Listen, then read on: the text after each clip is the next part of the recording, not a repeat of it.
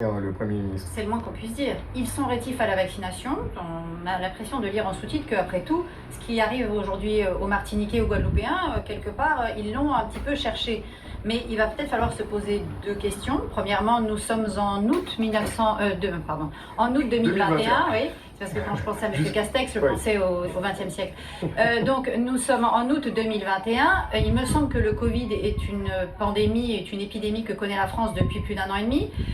Effectivement, les Antilles ont été un petit peu épargnées pendant les premières vagues.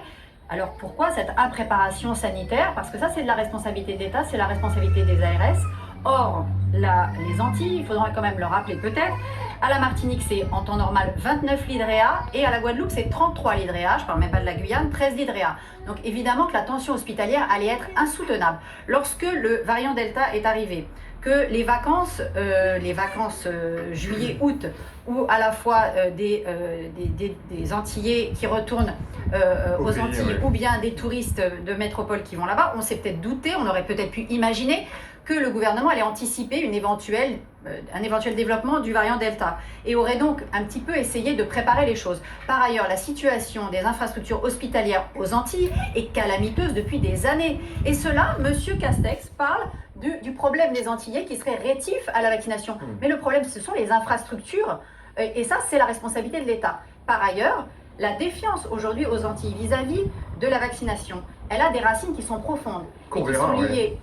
On pourra en reparler. Le mouvement des Gilets jaunes a été important aux Antilles parce qu'il était aussi accolé au mouvement anti-chlordécone. Parce que la défiance, elle est aussi là. Quand pendant des années, vous avez été victime d'un scandale sanitaire comme le chlordécone, vous avez la Martinique qui est le record du monde de cancer de la prostate quand même. Peut-être que vous avez une population effectivement qui prend avec beaucoup de distance et avec beaucoup de scepticisme ce qui peut venir de la métropole et qui peut, comme l'a illustré très bien M. Castex, venir d'une parole d'en haut, assez, je trouve, méprisante vis-à-vis de nos compatriotes des Antilles. Donc là encore, il aurait mieux valu que l'État prépare cette flambée plutôt que de venir en accuser plus ou moins à mots couverts les Antilles. On reparlera de chlordécone, donc de ce polluant chimique qui était utilisé dans les bananeraies et qui reste aujourd'hui très, très prégnant sur l'île.